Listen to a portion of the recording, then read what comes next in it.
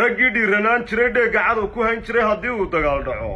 dheeliga aqoonna inay dhafoorkaa ka siin jiray wixii soo hor dhubuqsadaa habar yoonis dhaadheer iyo dhaladkii ayaan ahay ee ha iska soo dhareerina waan dhirbaaxa kulule dhabu fiiri waxaan ahay habar yoonis